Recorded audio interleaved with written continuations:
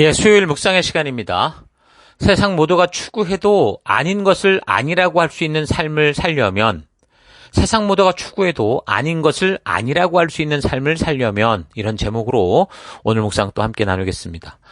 어제 우리는 같은 택한 민족이었던 북왕국이 북쪽의 열강 그 아수르에 의해 패망하는 역사들을 통해서 왜 하나님의 택한 백성들이 이렇게 세상의 힘들에 무너지고 짓밟히는가 하는 걸 살폈습니다. 그거는 북왕국이 아수르에 비해 작은 나라고 국력과 경제력이 약해서가 아니라 하나님과 맺은 언약의 길에 서지 않았고 어둠을 밝히라고 보낸 빛된 존재들이 그 어둠과 같이 끝까지 고집하며 살았기 때문이다라는 이런 사실을 우리가 알았죠. 그래서 우리는 이런 확실한 사실을 통해서 성경의 역사를 우리가 온전히 제대로 좀 보고 어떤 교훈을 얻어야 되느냐, 오늘 살아가는 나는 어떤 길을 걸어야 되느냐라는 걸 잘 분별할 수 있어야 됩니다.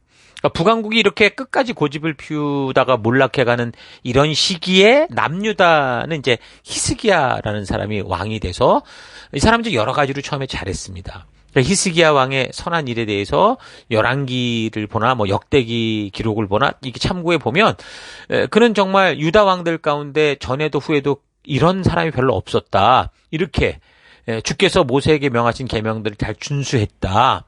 그래서 어디를 가든지 주께서 그와 함께 했고 그래서 그는 늘 성공했다.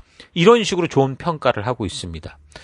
그 사람이 이제 이 히스기야가 25살에 왕이 됐었는데 가장 먼저 이 사람이 했던 게 뭐냐면 그 아하스, 아버지가 아하스 왕이었는데 이 사람 완전히 하나님 보시기 약한 사람이었거든요. 근데 이 아하스 때 이제 이 사람이 뭐 성전문도 다 폐쇄시켜버리고 막 이랬었단 말입니다. 그래서 그걸 다 회복시키는 그러니까 성전문을 활짝 열고 수리하고 성전에 더럽히고 부정케 된 걸 다 깨끗게 하고 또 이제 그 성전을 담당할 수 있는 사람들을 똑바로 세우고 하는 그런 일들. 그래서 더 더럽혀진 그 모든 것들을 다시 그 하나님의 말씀, 그 신의 산 언약대로 정결케 하고 또 그 정결케 된 성전을 하나님께 다시 봉헌하는 그런 일을 합니다.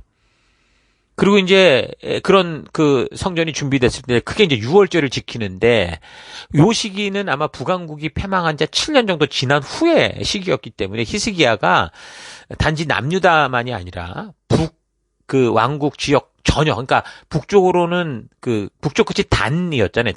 단에서부터 남쪽 끝에 부엘세베까지. 그러니까 모든 이스라엘 그 12지파의 모든 백성들을 다 예루살렘에 모으죠. 그래서 북왕국의 경우 많은 사람이 뭐 죽거나 뭐 포로로 끌려갔거나 했어도 어쨌든 본토에 남아 있었던 사람들이 다 이제 함께 모여서 그랬을 때 히스기야가 우리가 원래 어떤 족속이었는지를 그 정체성을 알게 합니다.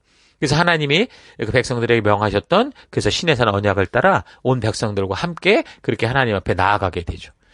그래서 약속된 모든 지파들이 이제 유월절을 지키게 하는데 순종하며 그렇게 이제 예루살렘으로 모인 백성들에게 북왕국이 왜 이렇게 넘어질 수밖에 없었냐.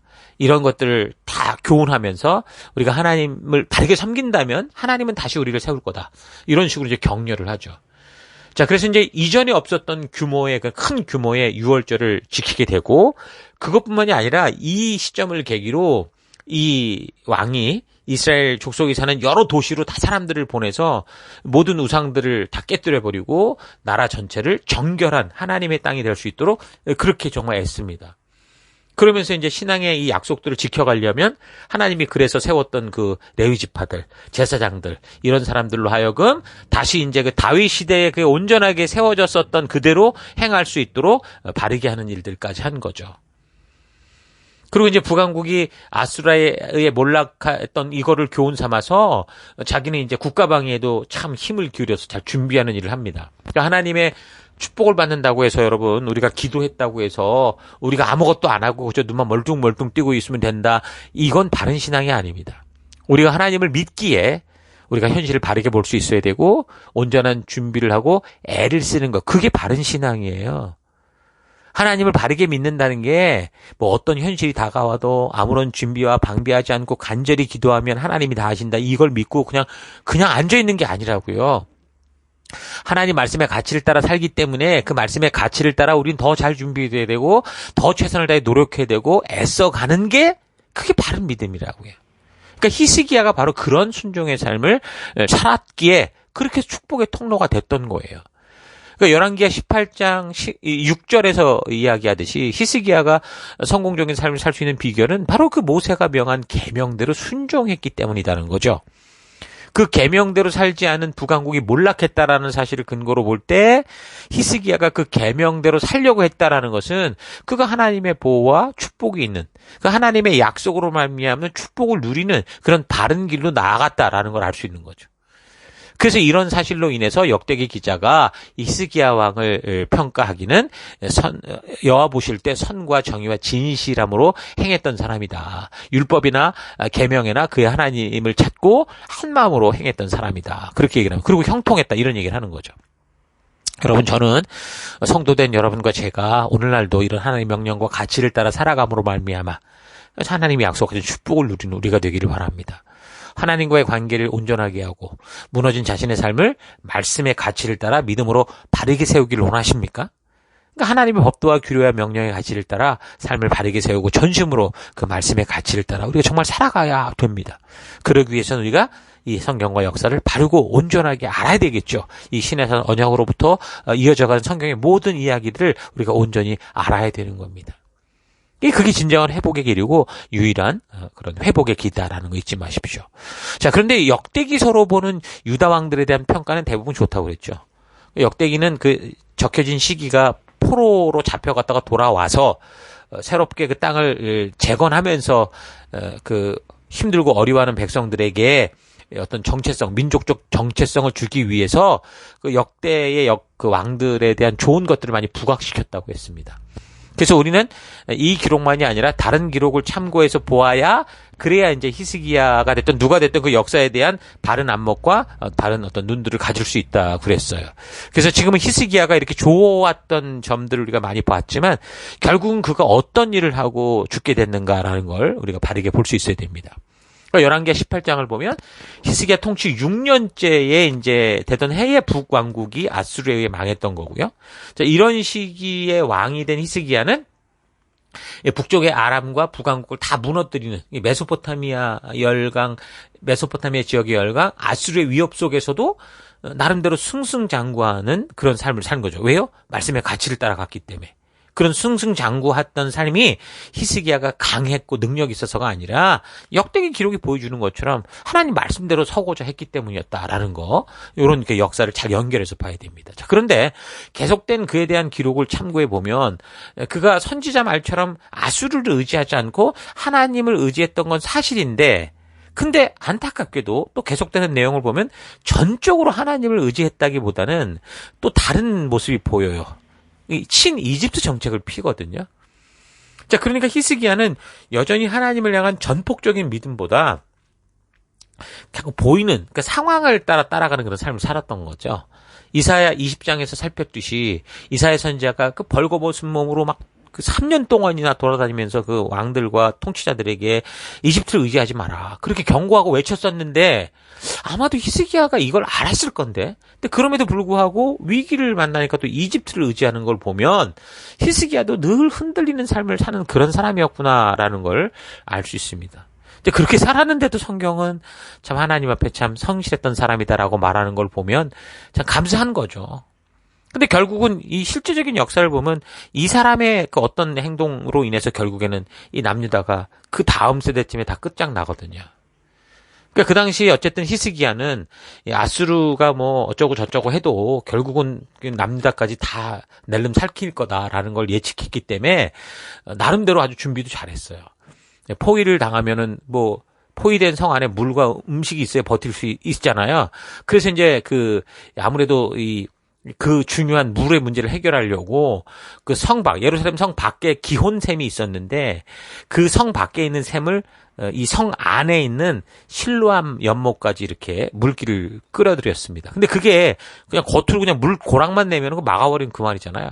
그래서 그 물골을 틀려고 이 땅을 뚫은 거죠. 터널을 뚫은 거예요. 그 바위 터널을 어떻게 뚫었는지 모르겠는데 어쨌든 굉장히 절실하게 철저히 대비했던 그런 삶을 살았던 거죠. 그러니까 이런 걸 보면 우리가 분명한 건 배워야 돼요. 우리가 아무리 믿음으로 기도한다고 해도 이 히스기야 같은 이런 준비, 땀 흘리는 준비, 불가능을 가능케 하는 그런 노력과 애씀이 있어야 된다라는, 이게 진정한 모습이라는 거죠.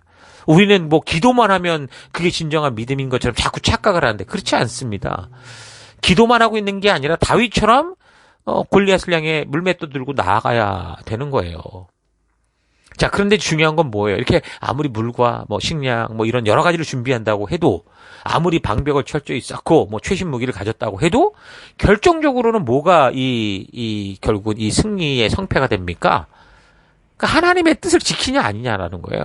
그러니까 하나님의 뜻을 외면하는 불순종의 행동은 절망과 위기가 되죠. 그러니까 하나님을 믿고 신뢰하기에 그래도 우리가 준비하는 어떤 그 터널을 뚫는 물길을 만드는 것과 하나님을 믿을 수 없어서 혹시나 싶어서 만드는, 이거는 같은 결과인데 전혀 의미가 다르다라는 거예요. 그러니까 믿는 자들의 가장 완벽한 보호책은 뭐예요? 하나님 말씀대로 순종하는 거예요. 자, 그러니까 히스기야 왕이 여러 가지로 잘했다고 말하는데 그 이사야 선지자가 벗은 몸으로 이집트를 의지하지 말라고 하는 그 외친 것을 소홀히 여기게 되고 북왕국이 막 무너져가고 이런 걸 보니까 두려움에 빠져서 이집트를 바라보게 되고 결국에는 뭐가 된 거예요? 하나님의 말씀을 소홀히 여기고 하나님 말씀대로 따라가지 않는 행동을 한 거죠. 자, 그렇게 되니까 아무리 성 안에 물을 끌어들이고 뭐 전쟁에 철저히 대비하는 그런 준비를 했다고 해도 결국 구멍이 생기고 마는 거예요. 그가 믿음으로 하며 했던 그 행동들은 현실을 바르게 보고 오직 하나님을 믿는 믿음 가운데서 정말 하나님 말씀하시기에 믿음으로 했던 행동이 아니라 하나님을 전적으로 믿지를 못하겠으니까 나름대로 뒷주머니를 만드는 그런 의심을 가진, 그러니까 그 불순종의 행동하고 만 거죠. 그래서 결국은 또 그렇게 돼요. 말씀대로 아수르가 또 예상대로 침략을 합니다. 그래서 이런 위기를 통해 히스기야가 진짜 어떤 생각과 믿음을 가지고 행동했는가? 우리가 잘 볼 필요가 있어요. 역대기에 나오는 히스기야에 대한 얘기만이 아니라, 평가만이 아니라 이 역사가 어떻게 그를 보고 있는가? 뭘 말해주는가? 자, 그래서 어쨌든 아수르가 또 침략을 해서 단숨에 그냥 남유다의 모든 성읍을 다 점령해버렸죠. 그 사네립이 이때 이제 했던 그 일대기가 나오는데 그 기록을 보면 유다 성읍 46개를 함락시켰고 또 거기서 이제 20만 150명의 포로를 잡았고, 그 남유다 히스기야 왕의 항복을 받으려고 그가 어디로 이제 진을 치고 내려갔냐면 블레셋 지역의 그 라기스라는 곳으로 갔습니다. 라기스는 예루살렘 남서쪽 50km 지점, 아주 굉장히 중요한 전략 요충지였어요. 남쪽으로는 강대국 그 이스라엘의 군대가 지나갈 수 있는 그런 길목이었고, 실제로 보면은 다른 기록을 참고해 보면 이 시기에 구스의 군대가 올라 싸웠다. 그러니까 이디오피아 군대가 거기까지 올라 싸웠다고 하는데 결국 아수르의 사네립이 승리를 하죠. 자, 그러니까 아수르의 사네립이 팔레스타인 전 지역과 예루살렘 그리고 동시에 이제 이집트를 견제할 수 있는 아주 중요한 전략적 요충지를 딱 확보하고 자리 잡게 된 겁니다. 그렇게 이제 나라 전체가 유린당하고 이제 예루살렘 성만 딱 남았는데 이거 움쭉달쭉 못하니까 히스기야가 더 크게 겁을 먹은 거죠. 그러니까 그가 해왔던 이런 준비나 이런 믿음의 행동들이 가짜라고는 할 수는 없는데 분명한 건 하나님의 말씀대로 막 순종하며 살 때 뭔가 분위기가 좋으면 그렇게 하는데 그러지 않을 때는 확신이 없는 그런 그 어떤 흔들리는 믿음 속에 있었던 건 사실입니다. 그 상황과 환경에 따라 아주 흔들리는 삶을 살았던 사람이 히스기야였던 거죠. 참된 믿음의 수준은 언제 드러납니까? 평온할 땐 몰라요. 위기의 순간에 드러나게 돼 있잖아요. 그러니까 영웅은 위기에 나온다고 하듯이. 그러니까 히스기야는 그렇게 말씀 따라 믿음대로 살았다고 하면서도 그런 행동들이 하나님을 신뢰하고 그 말씀대로 그대로 살고자 하는 확실한 믿음이 있어서라기보다 좀 심하게 말하면 어쨌든 자기에게 닥친 이 위기를 극복하고 싶었던, 뭐라도 지푸라기라도 잡고 싶었던 그런 심정이었을 수도 있다라고 볼 수 있어요. 그러니까 결국 하나님을 위기 극복용으로 사용하는 그런 식으로 그렇게 흘러갈 수밖에 없었던 거죠.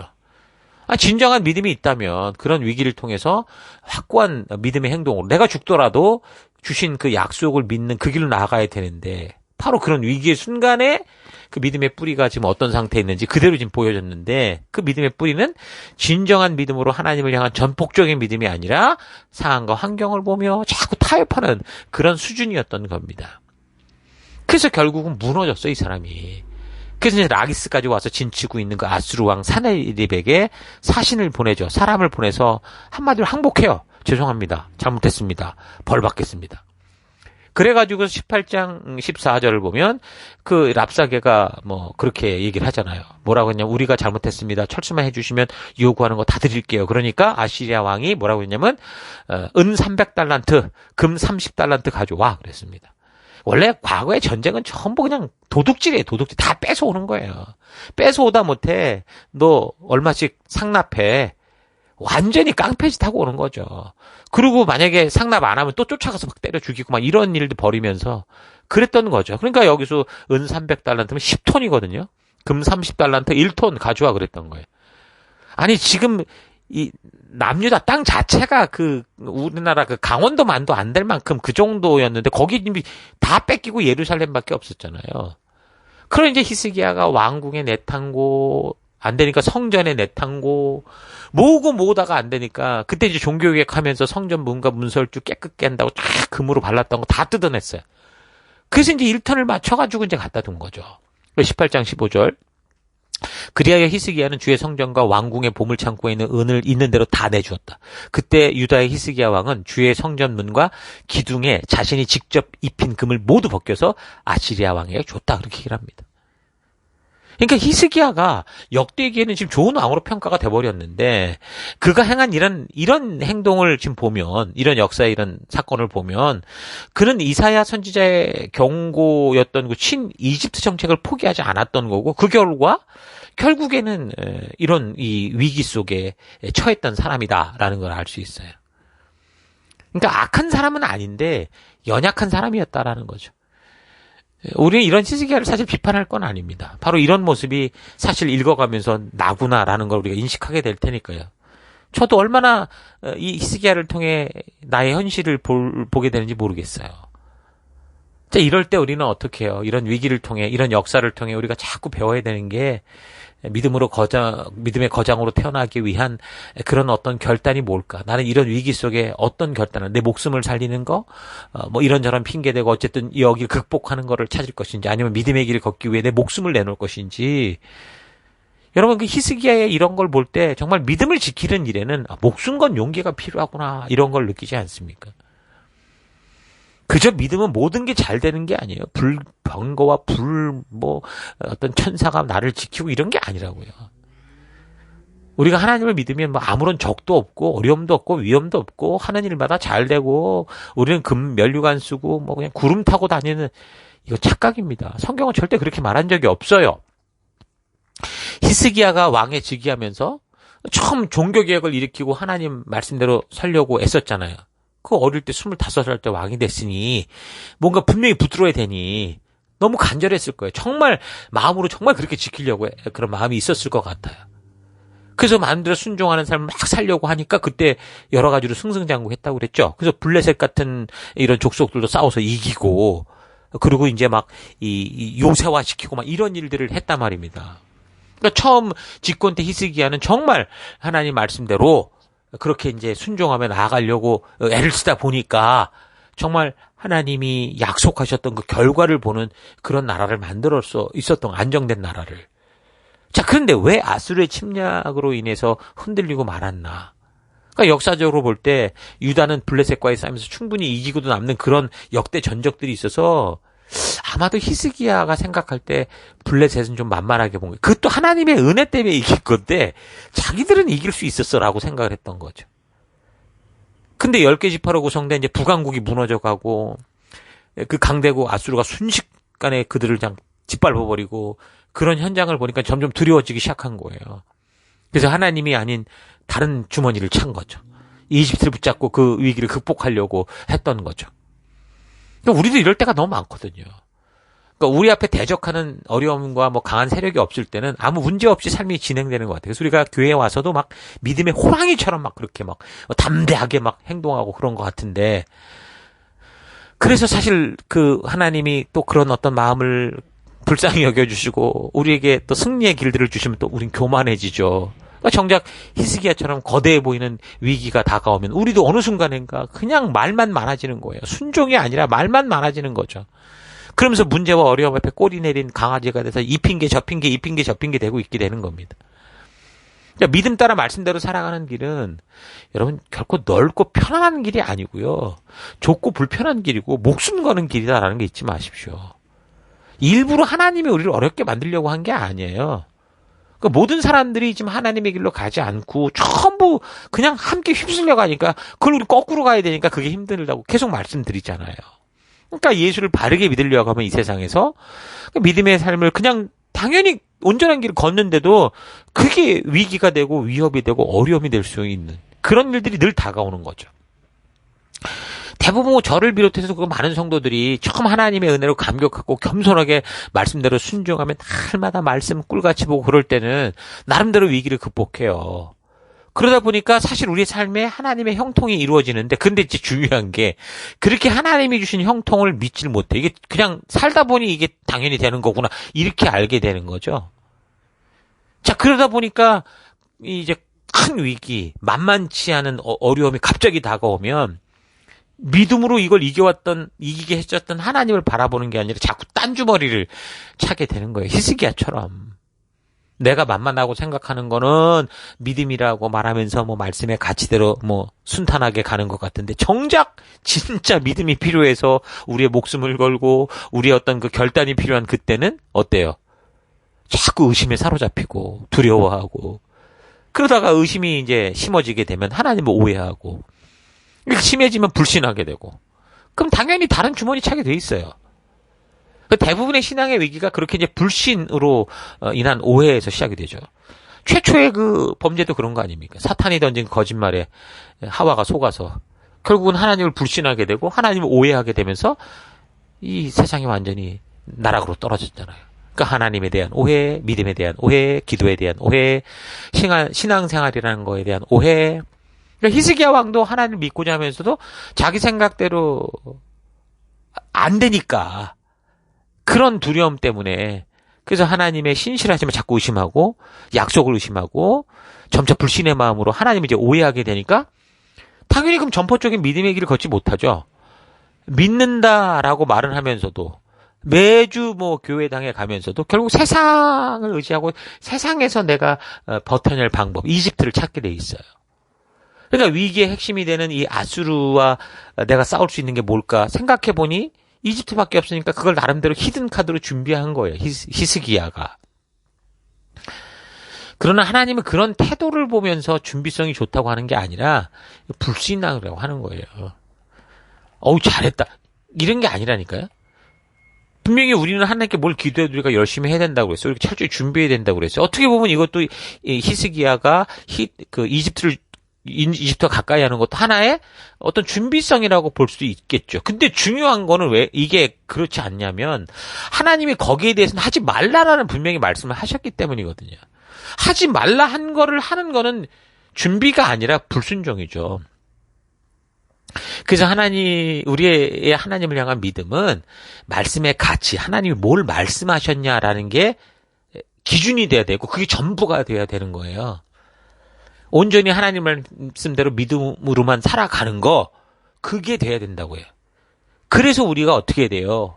이 성경과 역사를 통해 하나님이 누구신지를 바르게 알고 내가 어떤 존재인지 알고 이게 너무 중요한 거예요. 그래서 우리가 늘 이렇게 주일 말씀 강단 말씀을 듣고 난 다음에 그 5가지 질문을 던질 때 마지막 질문이 그거예요. 하나님이 누구더냐? 네가 알고 있던 하나님이더냐? 이걸 묻는 거죠. 그래서 성경이 우리에게 보여주는 믿음, 성경이 말하는 기도, 성경이 말하는 신앙의 길, 이거 그러니까 하나님의 성경과 역사를 통해 우리에게 뭘 말씀하시는가를 바르게 알아야 돼요. 그게 성경의 말씀에 근거를 둔 확신이 없으면 자꾸 흔들려요. 너 죽으면 천국 갈 수 있어? 구원파들이 툭 한번 물어보잖아요. 그럼 어떤 사람이 난 떳떳하게 난 천국 갈 수 있어? 정신 나간 사람 아니고 누가 그 얘기를 하겠습니까? 우린 다 부족한데. 그러니까 말씀에 근거한 믿음 없이 서 있으면 그런 질문에 자꾸 무너지게 돼 있어요. 이런 꼬라지로 살아도 히스기야가 그 꼬라지로 살아도 하나님은 그가 말씀 앞에 서고자 했던 그를 택했던 하나님의 은혜로 이건 내 거야. 정말 너 대단한 왕이었어. 이렇게 말하는데 그런 말씀에 대한 근거가 없으면 우리는 다 무너지죠. 그래서 바른 믿음의 삶을 살아도 생각지도 못한 여러분 큰 환난과 뭐 어려움들은 우리 앞에 수없이 있다라는 거 잊지 마십시오. 다만 분명한 건 뭐냐면 우리의 어떤 삶에도 하나님이 함께 하신다라는 거예요. 이게 너무 중요한 약속이고 최고의 축복이고 유일한 축복인 거죠. 그러니까 하나님은 우리의 환경을 바꾸고 뭘 주고 이런 분이 아니고 바로 나를 변화시켜 주시는 분이시고 나와 함께 해주시는 분이신 거죠. 그래서 우리는 우리의 믿음을 우리가 보이는 환경의 좋고 나쁨을 가지고 뭐 일에 잘 되고 안 되고를 가지고 따지는 게 아니고 내가 어떤 속에서도 지금 하나님과 함께 하는가, 그 하나님이 나와 함께 하는가. 그러니까 내가 사자굴 앞에 있고 풀무불 앞에 있고 골리앗이 앞에 있어도 거대한 바다 홍해가 가로막고 있어도 내가 지금 하나님의 신실하심을 믿는 믿음으로 말미암아 사자굴도 들어가고 풀무불도 들어가고 골리앗을 무너뜨렸다고 날려가고 거대한 그 바다 홍해도 그냥 가로질러 가는, 그렇게 그 하나님과 동행하는가, 여기를 살펴야 되는 거죠. 그게 우리의 진정한 믿음의 어떤 그 현실을 보는 눈이라는 거예요. 그래서 어쨌든 이 역대기서를 통해 보는 히스기야는 나름대로 아주 하나님 앞에 굉장한 인물로 그렇게 보이지만 사실 지금 우리가 살피는 이사야서나 이런 걸 볼 때 어때요? 당장에 닥친 위험들을 이겨가는 방법으로 자꾸 하나님을 동원시키려 하는 그런 모습인 거예요. 하나님이 모든 게 된 그런 삶이 아니고 하나님이 내가 이용할 방법과 수단이 되고 있더라는 거죠. 근데 여러분 중요한 게 뭐냐면 이런 모습 또한 과정으로 보면 굉장히 중요해요. 믿음이 커가는 과정이라고 저는 생각한다는 거죠. 하나님을 향해 오해하는 것들은, 그래서 우리의 삶 속에 내가 이런 줄 알았는데 나중에 갑자기 생기는 위기를 만날 때 이제 우리가 가졌던 가치관들이 깨지는 거예요. 내가 알던 것들이 이거 아닌데? 이거 뭐야? 이렇게 깨져나가는 거예요. 그래서 결국에는 이게 아니었구나. 하나님이 이런 분이구나. 그래서 결국 하나님만이 말씀하시는 하나님의 의도를 바르게 알게 되고 그런 하나님이 누구신지를 알게 되는 거죠. 그러니까 이런 위기와 어려움들은 우리를 짓누르고 어렵게 하는 게 아니라 결국 우리 속에 있는 찌꺼기들, 쓸데없는 것들을 다 끄집어내는, 우리의 그 필요 없는 물 깎아내는 성장의 과정이 될 수 있는 거예요. 처음에는 전능한 하나님의 그래서 힘을 우리가 이용할 수밖에 없어. 우리가 아무것도 모르니까 하나님을 이용하는 자리에 와서 떳떳하게 막 자기가 마치 내가 나의 그런 어떤 믿음으로 구원받은 것처럼 뻔뻔스럽게 있을 수도 있어요. 나쁜 게 아니에요. 아이들이 태어났을 때 아무것도 모르고 나중에는 부모 앞에서 아주 뻔뻔하게 나쁜 짓 하면서도 그냥 부모한테 용돈 달라고 그러고 하는 그거 비슷한 거예요. 근데 거기만 머물면 안 되는 거잖아요. 이용하는 데만 머무는 게 아니라 그런 삶을 살다가 매도 맞고 혼도 나고 또 위기도 만나고 어려움을 만나면서 이게 잘못된 거구나. 이게 오해였구나. 깨닫게 되는 거죠. 그래서 결국에는 궁극적으로는 우리가 하나님 나라 갈 때 정말 성경적 바른 가치관으로 바르게 무장된 성숙한 하나님의 자녀가 되는, 여기가 지금 하나님이 우리를 이끄시는 그런 길이라는 거예요. 자, 그렇게 보면 우리가 살아가는 삶 속에서 생기는 실패가 그냥 그 실패로 끝나는 게 아니라는 거죠. 그 실패는 오히려 우리를 더 단단하게 만들고 쓸데없는 것들을 다 거품 빼는 그런 일이 돼서 결국 우리를 확실한 믿음의 길로 인도하는 안내자가 되는 겁니다. 그래서 우리는 히스기야 왕의 이런 삶을 통해 우리도 이 히스기야 왕과 다를 바 없이 사실 이렇게 살아가는 이런 존재일 수밖에 없구나 공감하면서, 그러나 그럼에도 불구하고 이 역사를 보니 그 흔들릴 수밖에 없는 삶의 현장에서 내가 어떤 태도를 가지고 어떤 믿음을 가지고 가야 되느냐라는 거, 우리가 이 역사를 통해 바르게 온전하게 깨달아서 우리는 비록 작고 연약하지만 정말 하나님이 찾으시는 그런 믿음의 거장으로 서가는 우리가 될 수 있기를 바랍니다.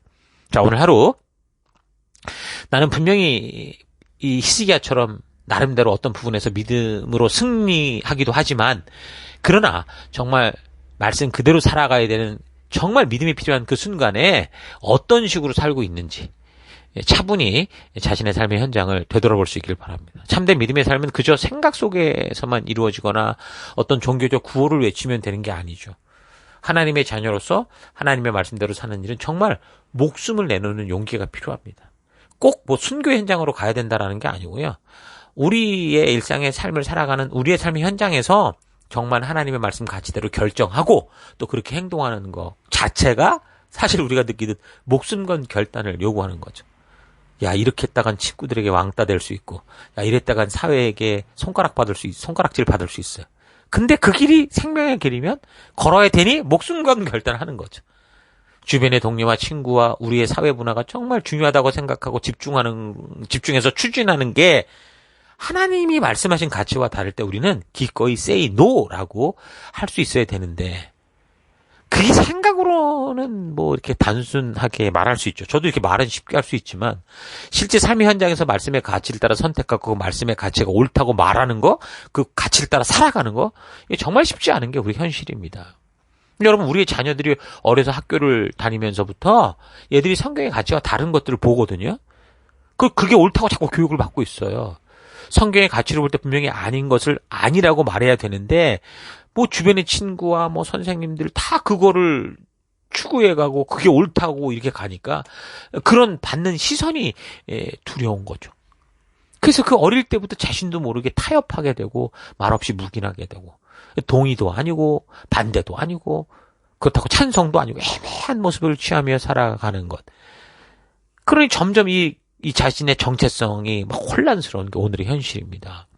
그래서 히스기야 왕이 바로 아수르라는 열강, 강대한 힘을 가진 나라의 침략을 받는 모습이 바로 그런 모습이었다라는 거죠. 그래서 이런 압박과 무언의 협박 속에서 나는 어떤 결정을 하며 살 것인지, 우리가 이 세상에 이 시대에 언약된 성도로서 걸어가야 될 길과 하나님 말씀의 가치대로 선택할 게 뭔지, 그래서 참으로 깊이 생각하고 이런 위기를 준비하고 대비하지 않으면 우리도 쉽게 히스기야처럼 하나님이 아닌 이집트를 찾는 다른 대안을 찾아서 결국 타협하고 결국엔 또 상처받는 그런 삶이 되고 말 겁니다. 물론 그런 실패를 통해 배워가겠지만 우리가 미리 이렇게 성경의 사건을 통해 바르게 배우고 하나님 말씀의 가치로 무장하고 기도함으로 하나님께서 우리에게 진정한 용기를 주시도록 준비한다면 다윗이 마치 골리앗에게 여호와의 이름으로 달려들듯이 그런 믿음의 용사가 될 수 있을 겁니다. 여러분, 각자가 살아가는 그래서 삶의 더 곳곳에서 히스기야처럼 너무도 큰 골리앗의 협박을 받으며 살아갈 때 히스기야처럼 자신도 모르게 뒤로 물러가 타협하는 인생이 되는 게 아니라 다윗같이 믿음으로 말씀대로 순종하는 삶을 살아가는 여러분과 제가 되기를 주의 이름으로 축원합니다. 자, 오늘 하루도 힘내십시오. 잠시 기도하겠습니다. 하나님은 이미 하나님의 길을 떠난 세상은 살아가는 삶의 가치와 길이 다르기 때문에 늘 믿음의 사람들이 살아가야 될 하나님의 길과 부딪힐 수밖에 없는 현실이기에 하나님은 우리로 늘 하나님이 직접 주신 말씀의 가치로 무장된 삶을 살라고 하시는데, 그 말씀을 주셨는데 이 하나님의 가치가 있는 성경을 가까이 하지 않고 늘 미루고 쉬운 길을 걸어왔던 건 회개합니다. 세상이 이렇게 어둡고 죽음의 길로 가고 있기에 우리를 이런 어둠을 밝히는 빛으로 보내셨다라는 거 잊지 않고 어두운 세상의 가치가 다가올 때 그것을 두려워하거나 또는 저들이 추구하는 그 달콤함에 속지 않고 오직 말씀 따라 믿음의 길을 걷는 내가 되기 원합니다. 우리는 실패할 수 있으나 결코 그 실패에 머물러 살아갈 자가 아니라 그 실패를 통해 바른 믿음의 길을 발견하고 더 주님을 닮은 열방의 제사장이요 하나님 나라의 백성답게 사는 존재다라는 거 잊지 않고 실패해도 다시 일어서서 믿음의 길을 걸을 수 있는 다윗과 같은 우리가 되기를 원합니다. 그 길로 이끄실 하나님을 찬양합니다. 세상 모두가 추구한다고 해도 아닌 걸 아니라고 말할 수 있는 이 하루가 될 수 있도록 역사하시고 인도하심 감사드리고 예수님 이름으로 기도했습니다. 아멘.